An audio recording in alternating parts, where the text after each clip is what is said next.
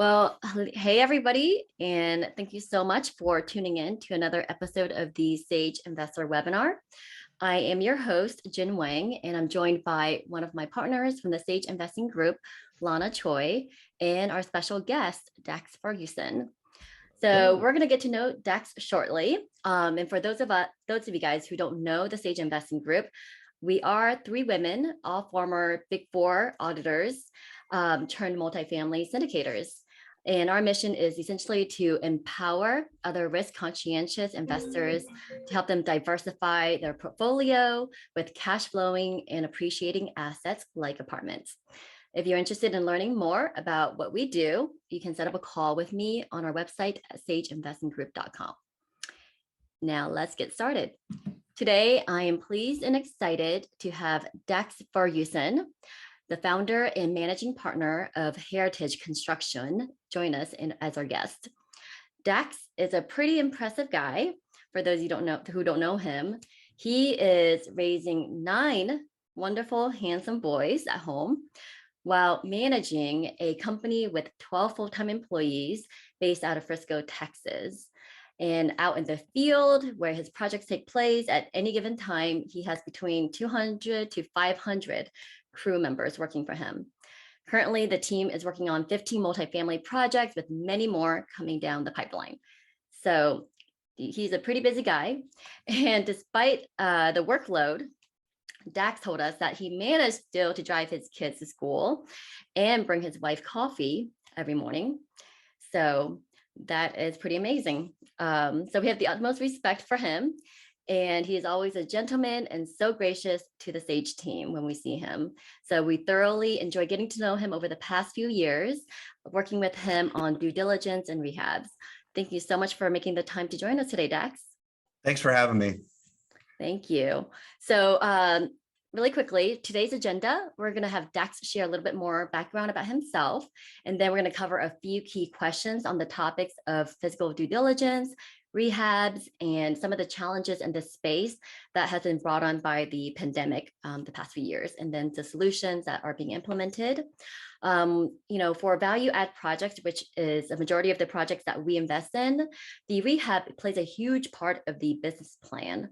So we hope as investors, you guys will walk away from our conversation today with a better understanding of this aspect of your investment so that you know what questions to ask the operators when considering these type of deals and ultimately, make a better, more educated investment decision for yourself. So I'm going to go through my questions, and then we're going to open up the floor for your questions at the end. And as I mentioned earlier, before we dive into these questions, Dax, I would like you to tell our audience a little bit more about yourself and how you kind of got started in this line of work. Also, any other interesting facts that you want to share? Sure. So, so I do have 9 boys ranging from 24 to 6. 2 of them are married now. So that's a victory in my category. I've won. My oldest lives in the Virgin Islands. I get to finally go see him out there next week. So super excited about that. But we live on a farm in McKinney, Texas, which is just outside of Frisco.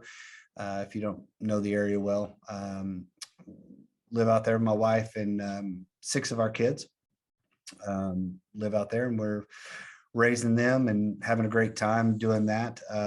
I should not get any of the credit for raising the boys. I definitely have a strong wife that does it. All I have to do is go to work and come home. So kudos to her for that. I've been in construction, just to kind of give you a brief history. I've been in construction since I got out of college. But it was a weird way because I went to college for theater and I built sets and did lighting. And so I took the building of sets and my love for that. My dream job out of college was to build performing arts theaters. And I did that. I worked for a consulting company and we designed and built those. And then I did dental office builds, home theaters. I did some really nice home theaters in Hollywood Hills for some names that y'all may know. I'm sure you do, and did that for a while, and then moved back to Texas and went to dental offices, built dental offices, and then built did roofing and then residential and then now multifamily. So 2015, I made the switch from single family, dabbling in multifamily to do multifamily full time. And that was because I was looking at scaling my business and having a business mind. You're like, how do I grow my business and do more? There's only one of me and my team. So I decided at that point, I had some great relationships in the multifamily space and really dove head first, not feet first, head first, very dangerously, just into multifamily exclusively. And it's paid off pretty well for me. I'm a relationships guy. I enjoy relationships. I enjoy working for people that I can help, that I bring value to. And so it's really become a partnership in this business. It's not very emotional or personal. When it's a house, that's what it is, right? And when you make business decisions and you can help with business decisions to help people make better money and more money, and increase their NOI, and just talking business strategy, that's been really a strength of mine to help people with their CapEx budget and the construction. So that's kind of how I got started in it. Why my why is my kids and my family, but why I'm in multifamily and what value I bring besides the construction piece to the table to help out. So long answer, but there you go. Thank you. That's very interesting. All right, so we can just dive into our questions. So before, I guess, the rehab aspect of the multifamily even take place, there's the physical due diligence.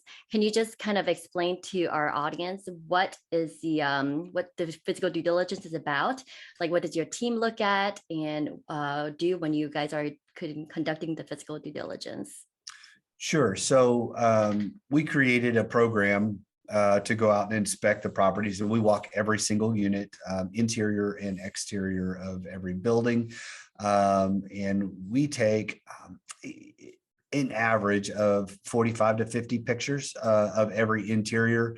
And it ranges from flooring to light fixtures to blinds to windows, cabinets. I mean, I can go on, but it gives a very detailed look, and it categorizes them as, hey, they're good, there's nothing to do here. Hey, they're functional, but they may be old, they may go out soon, but they still work today, or they need replacement.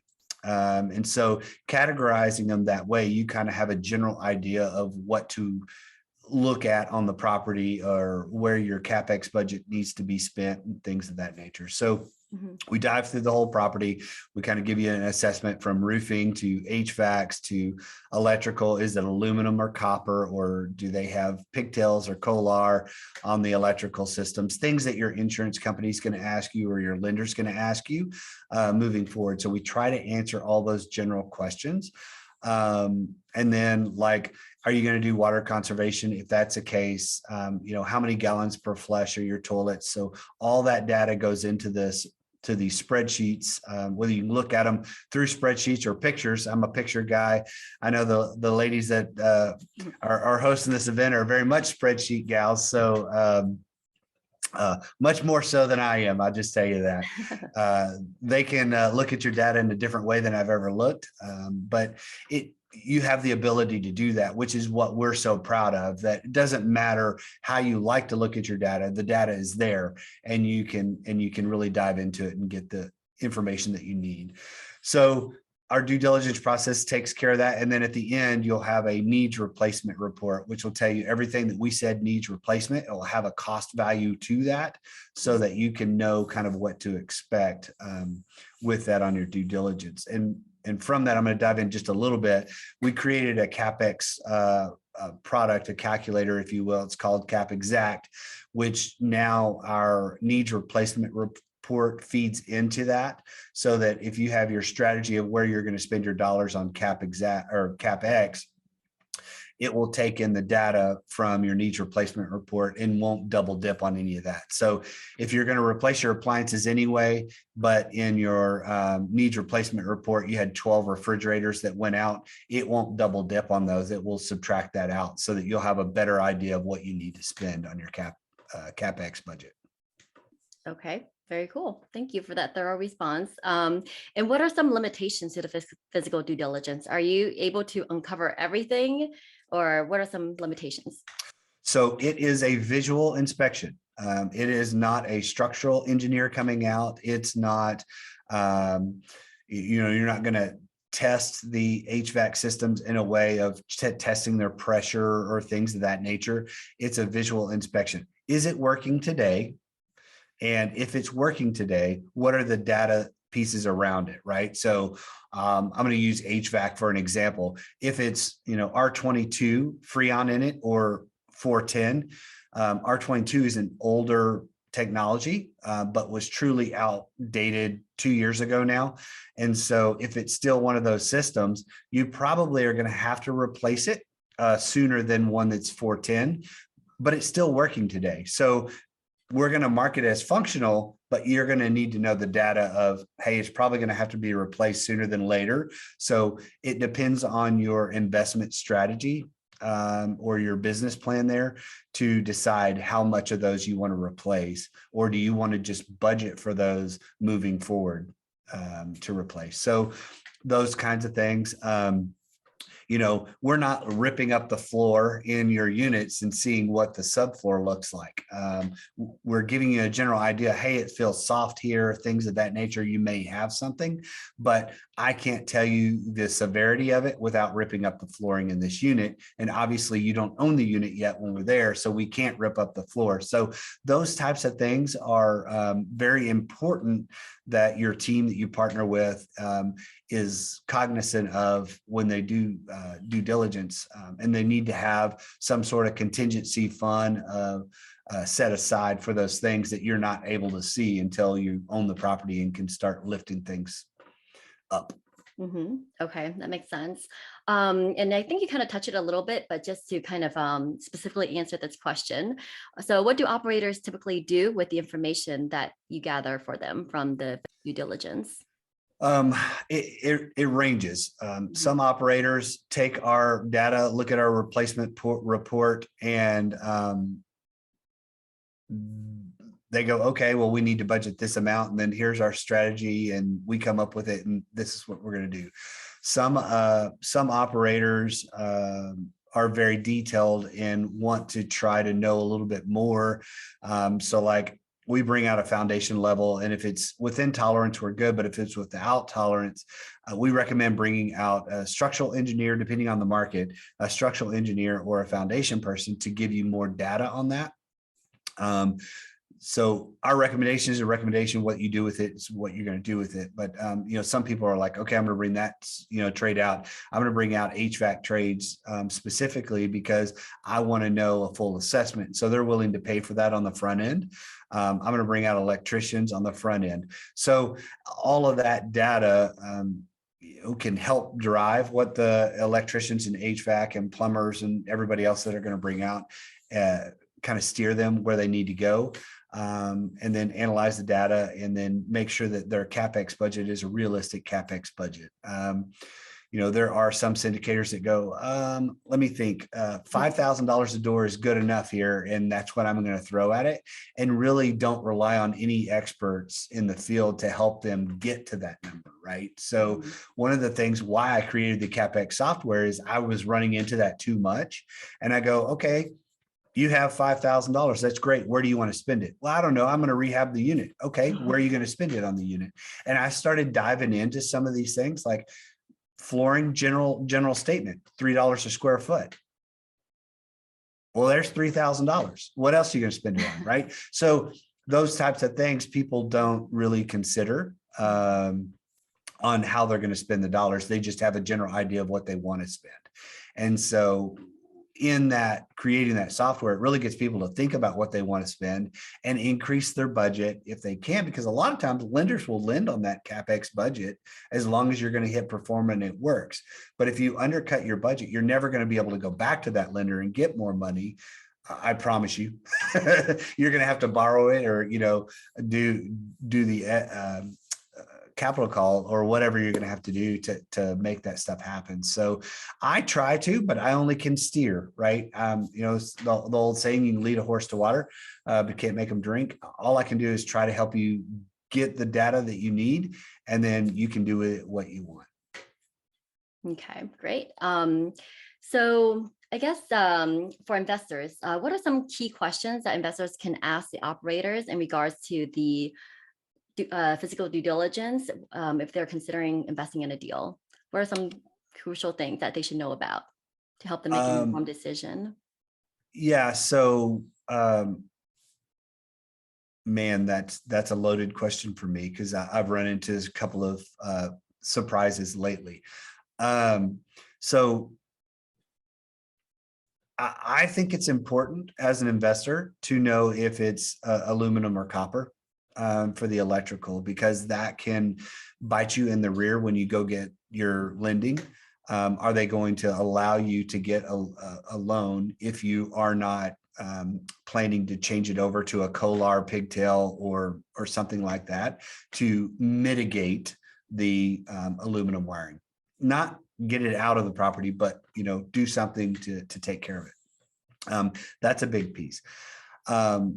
Insurance is a huge piece for me. And just in the last 12 months, it's become a problem, and how that insurance policy is written, and having a trusted insurance individual that's going to be there with you and knows the multifamily heavy lift space, right? So if it's a deep value add, you're going to have some vacancies and potentially lend yourself to some vandalism.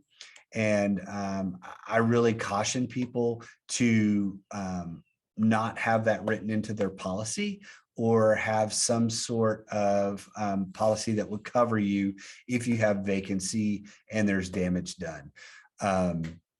Because it can be a huge cash crunch on your plan if you're not covered for those types of events. They can come rob all the copper. They can come, take your HVACs and do all that in a night. And now you're stuck having to do it if that wasn't part of your plan. So I highly encourage you to look at your insurance policy for those reasons, to guarantee that you're covered. It does make your policy more expensive, but that is typically a short term, maybe in the first year. And it will also help you comfort and make sure that you're covered. So it's worth the spend there. Another thing that has come up is security on the property. Year one, while you're going through your rehab, you want to protect the property for theft and vandalism and all of those things while you're going through your construction phase. Because if you rehab the property and then you have vandals come through, you're stepping backwards just to keep moving forward. And so making sure that you have some level of security on the property to help mitigate those things. And maybe it's just a nighttime security guard or something like that. But I would highly encourage that to be part of the plan. And then ultimately, what's your CapEx budget, and what's your execution plan for that CapEx budget?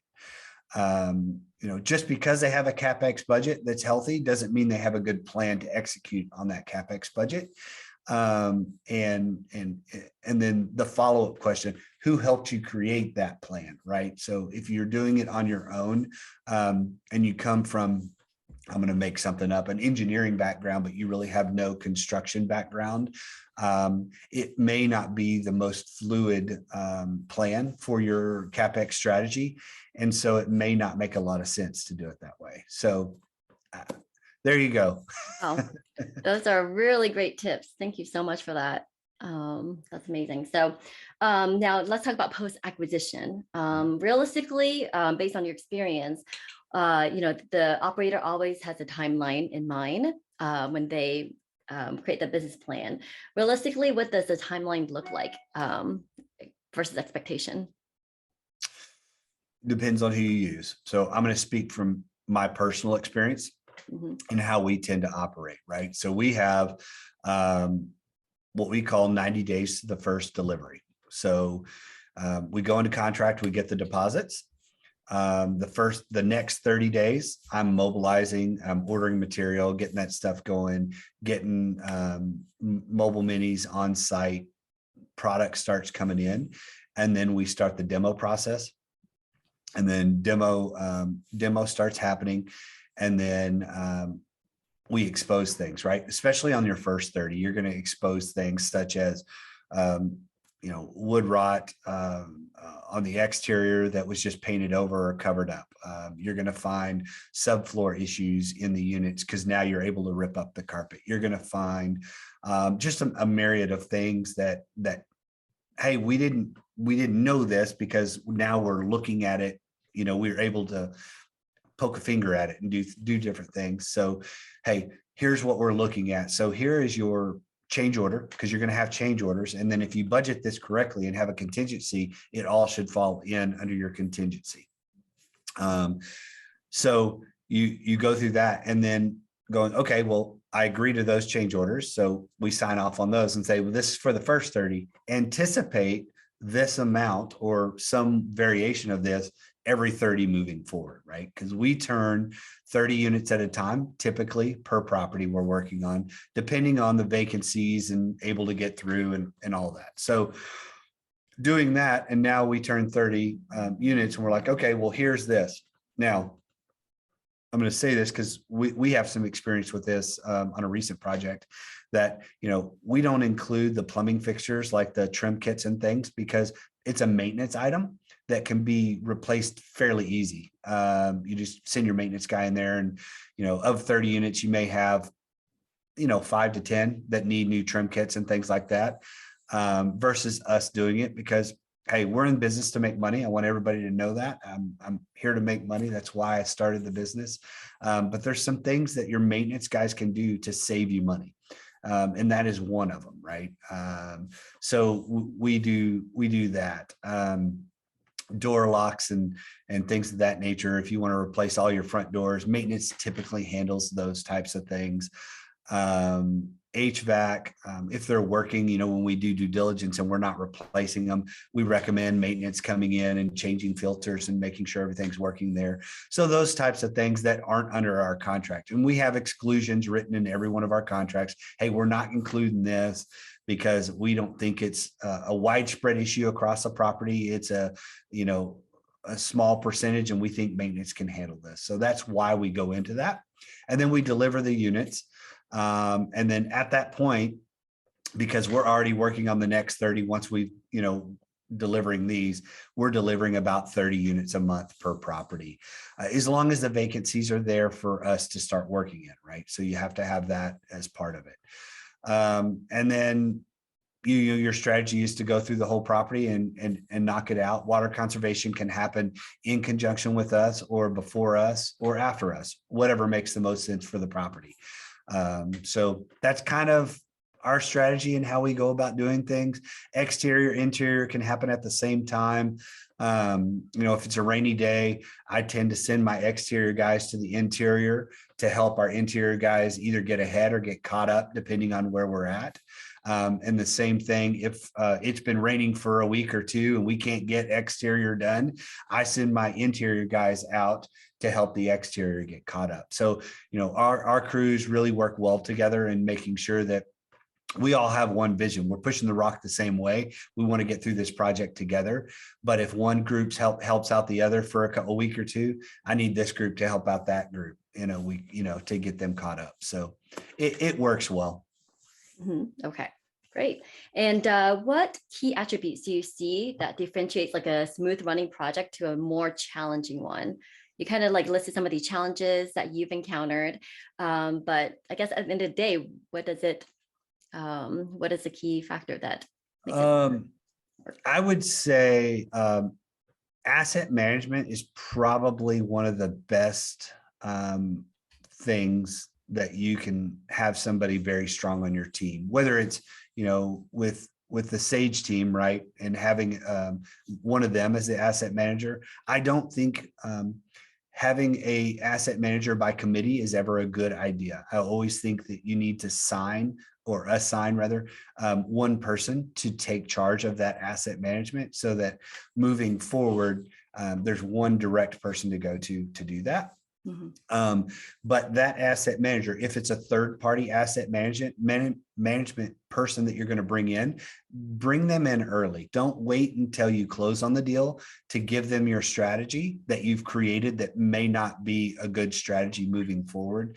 Include them early, because if you include them as part of the process, as part of the budgeting process, before close, they will be able to execute quicker on that strategy versus picking up the pieces and having a 30 or 60-day delay before you start anything. So that, in my opinion, is probably one of the best pieces that you can add to your team, whether it's third party or internal.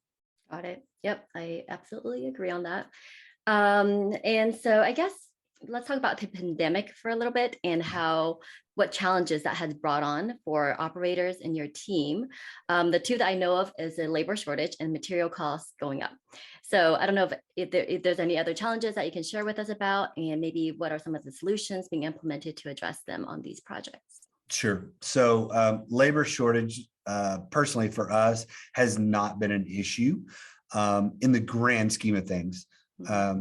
Because our team travels with us and we put them on site while we're working. My secret sauce, I pay well and I pay on time, and people want to come work for me. So we actually have people wanting to come to us versus us out there trying to find additional labor. And it's, people want a paycheck every week or every 2 weeks or whatever it is. And if you're providing that without, well, I haven't got my money in yet, so I can't pay you. We just pay them. And I know my money's coming in. It's coming from the lender. It's, we're fine. Yes. Do I have to cash flow some things to be able to do that? Sure.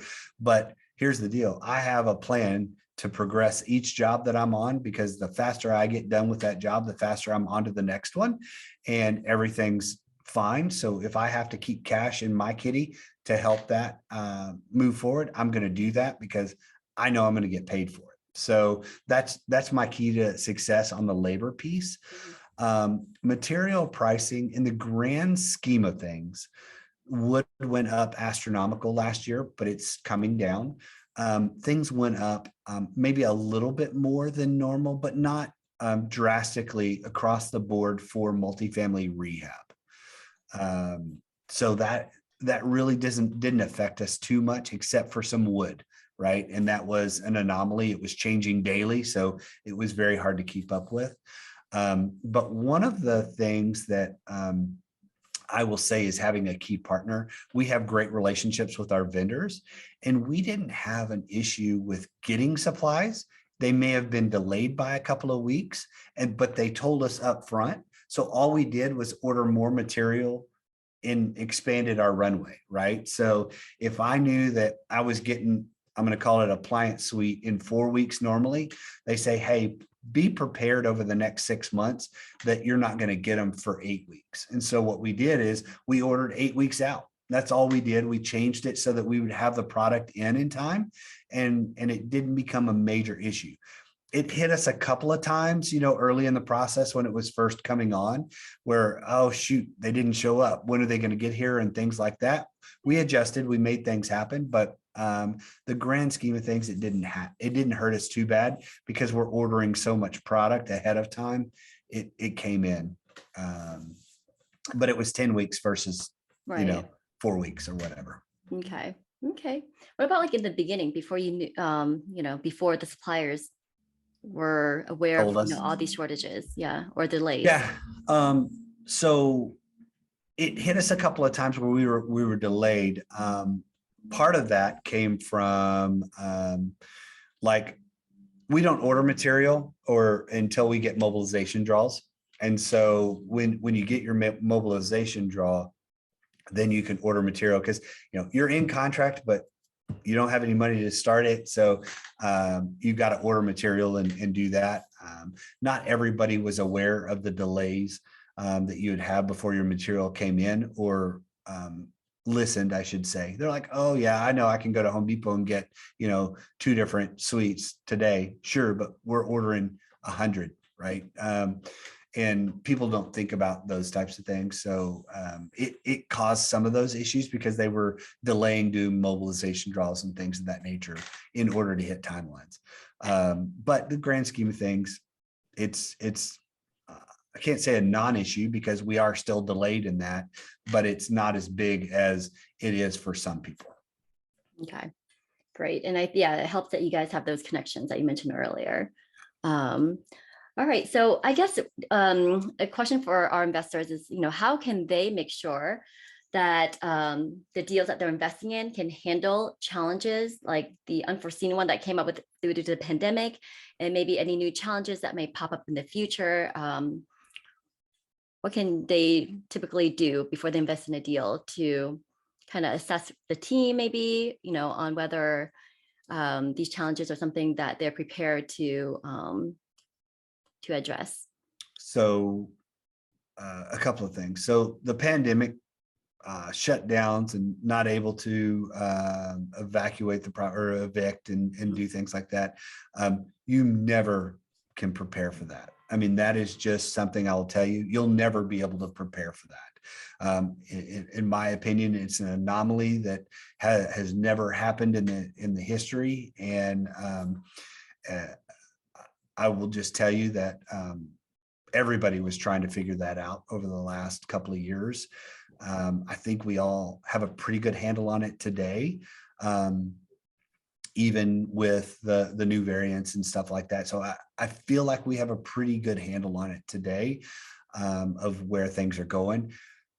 However, if a new pandemic came, would we be prepared for it? I would say we're better prepared than we were 2 years ago, because we kind of know how to make adjustments a little bit quicker. But that's something that I'll say that you can never prepare for. And if that's part of your understanding, that I need to know that we're prepared for anything, you're never going to be prepared for everything. So that's the risk and investment, right?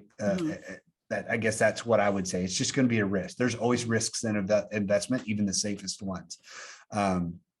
So you never can be prepared for anything like that. Now, Right.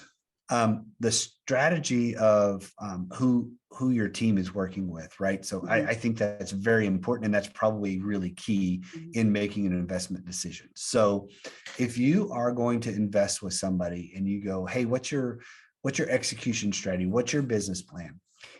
And their business, excuse me, and their business plan is, I'm going to use a number, $5 million in rehab on this property.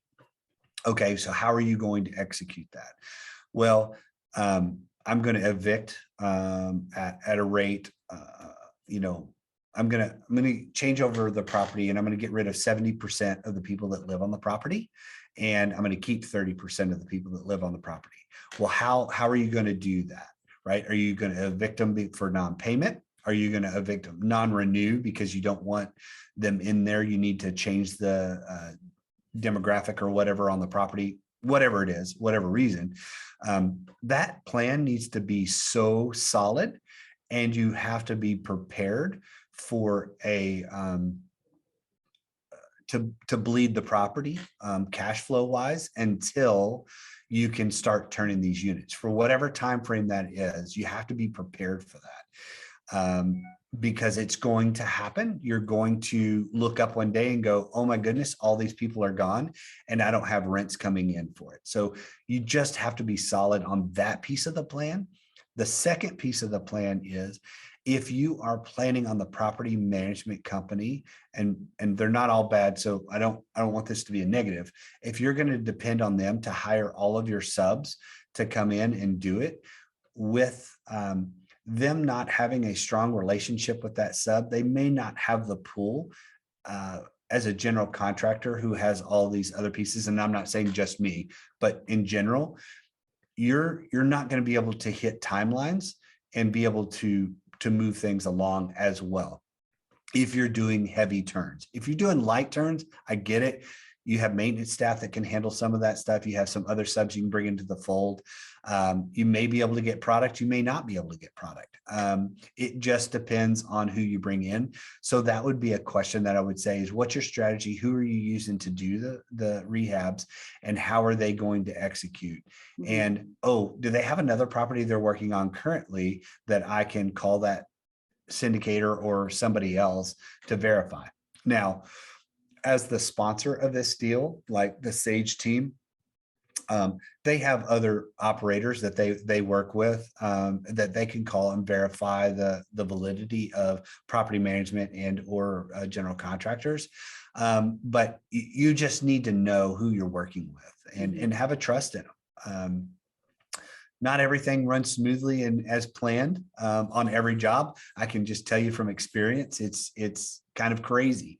The unthinkable happens and you're like, what in the world? How does this happen? How did we not plan for this? It happens. And so you have to be prepared, and you have to have a strong team that can act quickly with intelligence to answer things, get things done, and move forward. So did that answer fully? Yeah, that's a pretty great answer. Thank you for all that. Does anyone else have any questions? I'm going to open up the floor to anybody else's questions now. Lana? Yeah, so I actually have a question. This is touching back on what you mentioned earlier about getting an asset manager involved early, whether it's in-house or external. And then you mentioned some of the smaller jobs that could be done really by a maintenance person. It doesn't have to be done by your team just to save the operator some money. So who would you say is your main point of contact in making sure that the plan of executions that you're expected to deliver from Heritage to the project, like who's coordinating all of that, and who would you say you interact with most throughout your time in working on a project for a client? Great question. So I expect the asset manager to deliver the plan. Who created that plan is not my business, in essence, but I depend on the asset manager to deliver that plan to me.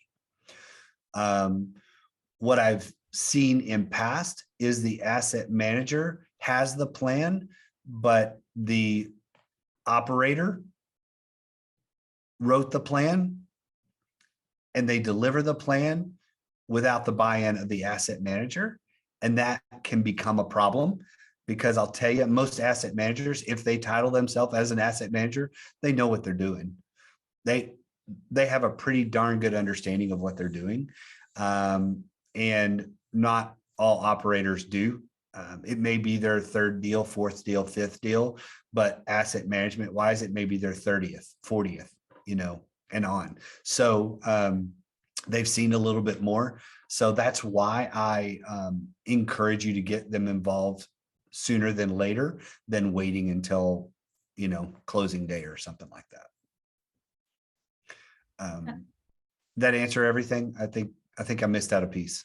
Oh, no, you answered it very well. The maintenance piece, that was it. The maintenance piece. So the reason why I do that is because I think that I do really good at doing a systematic approach to everything. Flooring, we're doing it in all the units. Painting, we're doing it in all the units. Cabinets, we're painting and we're putting doorknobs on all the units, or cabinet pulls. It's a systematic approach to it. I, as a company, I'll be very honest, I don't do very good on one-offs, right? So if you were to come to me and say, hey, listen, that stove is good in 102, but in 103, the refrigerator's bad. And in unit 105, it just needs a vent hood. I will tell you, I'm not going to touch your appliances. And the reason why is because I'm communicating a systematic approach. I'm not going to piecemeal things together, because inevitably the way that we operate and so fast, we're going to screw it up.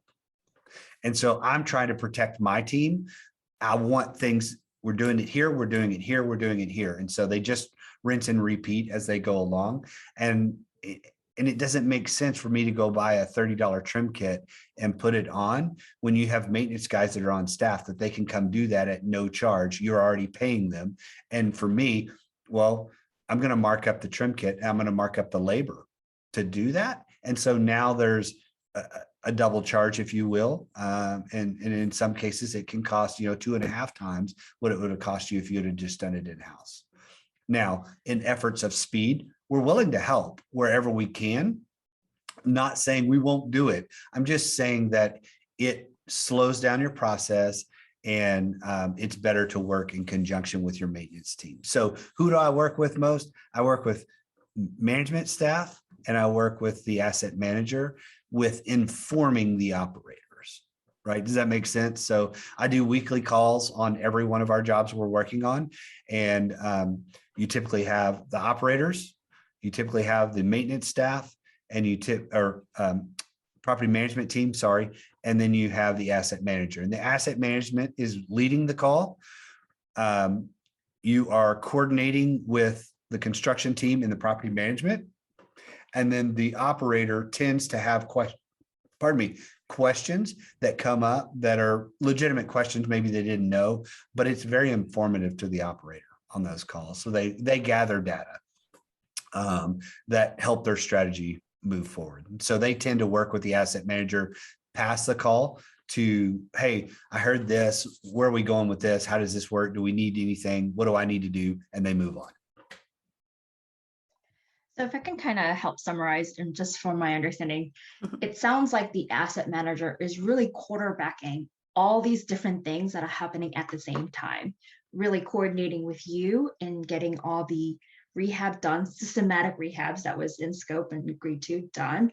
But at the same time, they're also engaging their property management team and the maintenance staff within that property management team to pick up and do those one-off jobs that you're saying would typically be done by a maintenance person, making sure that's getting done on time, all the while also making sure those timelines, you're hitting those timelines, because an asset manager also needs to take into consideration the financial impact of having vacant units, doing renovations.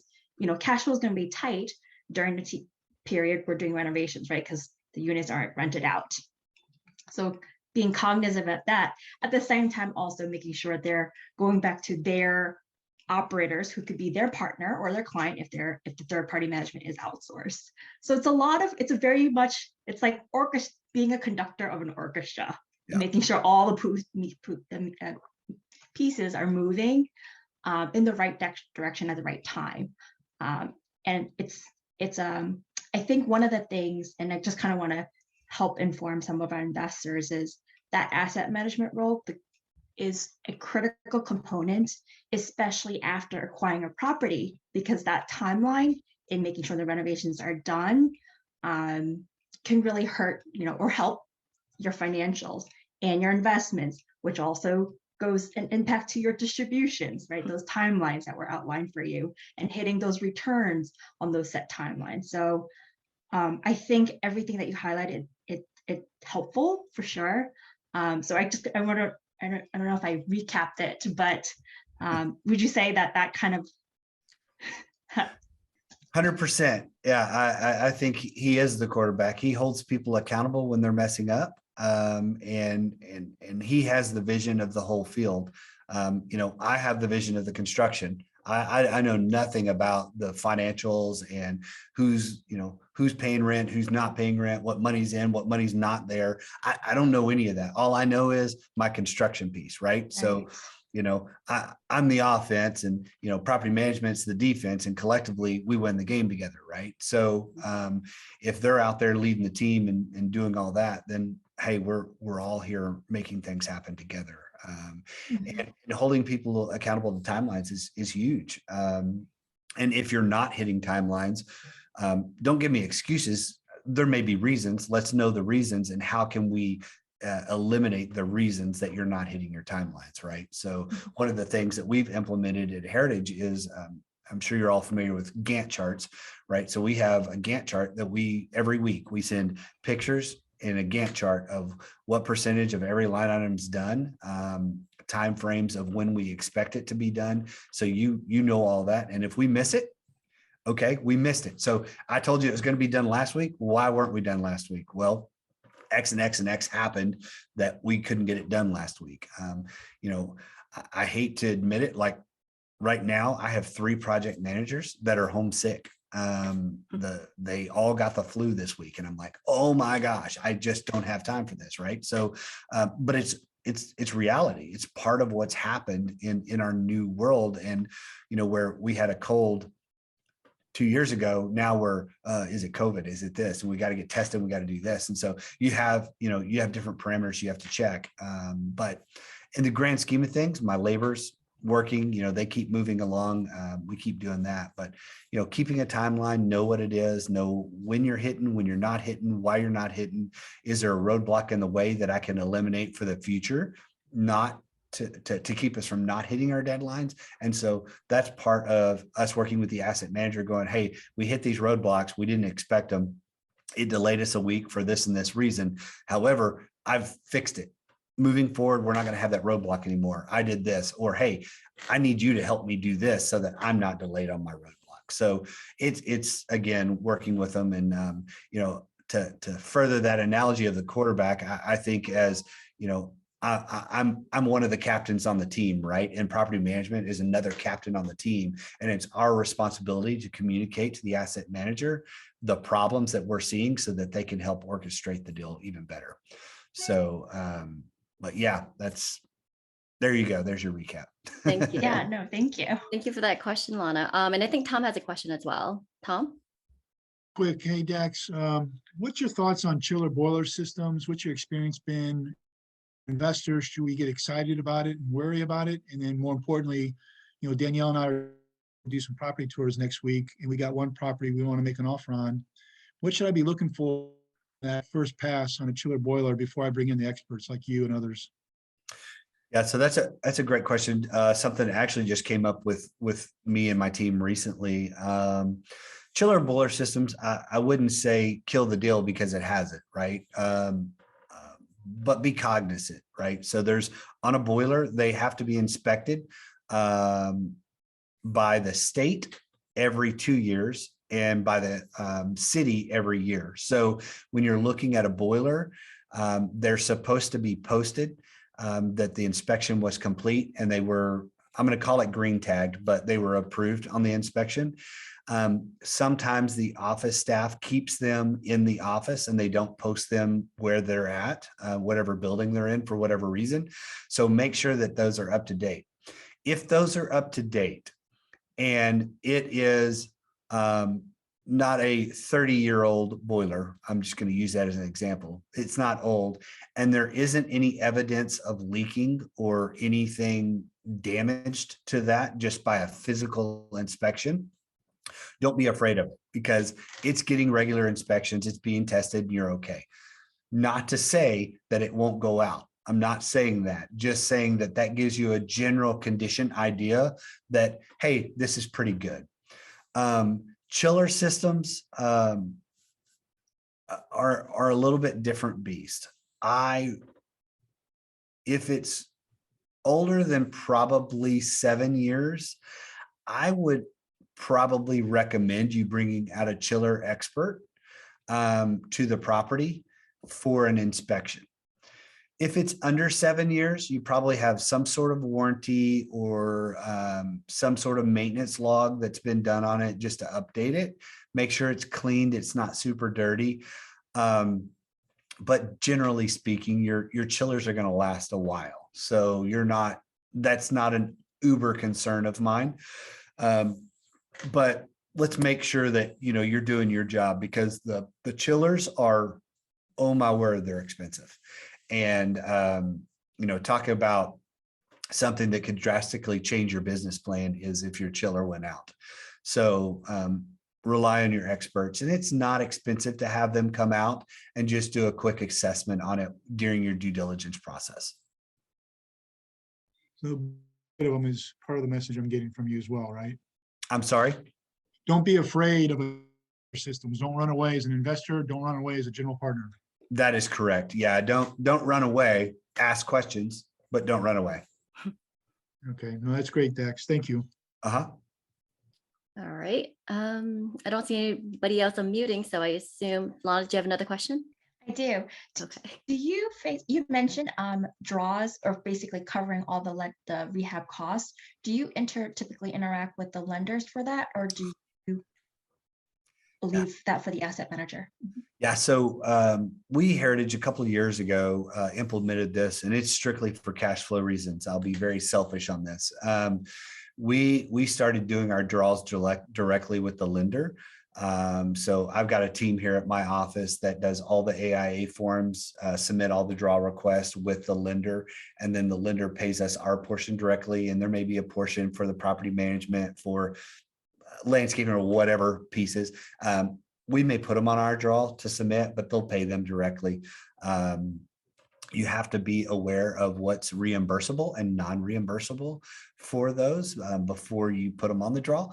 So, we've had instances where maintenance did something and it was a cost of $10,000. I'll use that number. And we put it on our draw, and they're like, well, that's not part of your business plan. So that you can't draw for that. That comes out of cash flow. And so that's not our responsibility to know that. We'll do what you ask us to do. But if that gets held up, then there's a reason for it, and I can't help you through that. But the reason why we do it is most lenders only allow you to draw. Some are every 2 weeks or twice a month, and some are once a month. And if that's the case, I've turned over 30 units in a month and I haven't drawn cash, and I need to execute the AIA form so that they're submitting. And so, I need that money to come in for our cash flow reasons as fast as possible. So that's the reason why we did it, and it sped up our cash flow. It took us from an average AR of about 90 days to an average AR of about 30 to 45 days. So it really cut it in half for us. And so that was something we implemented, and it's been wonderful for us. Great. Thank you. Lana, are you good, or do you have anything else? No, that was the only other question. Really taking advantage of this time with Dax. Yeah. Anyways, all right. Well, last question. How can our viewers get in touch with you, Dax, if they want to learn more about you or ask you some more questions? So my cell number, I give it out. It's 469-261-1190. You can text me. You can call me. You can email me. You see Heritage CCS above my bald head. Just add Dax at before that, and that's my email. You'll be able to get in touch with me anytime there. I have a really, really strong team around me. As busy as we are and as many projects as we're doing, you both probably can chime in on this. I'm pretty available. I don't have to micromanage my team. I mean, like I said, we do weekly calls, we do monthly meetings, staff meetings, but I have a strong team around me that makes me as available as I am and as strong as I am. So do not ever think that Dax is too busy, I don't want to bother him. It could be a silly question, but please ask. I may have done it 100 times and can, off the top of my head, answer your question and save you hours and hours. So don't ever hesitate to reach out and ask me a question. If I'm traveling or on a call or in a meeting, I'm not going to answer you maybe immediately, but I'm very focused at really answering my emails on a daily basis.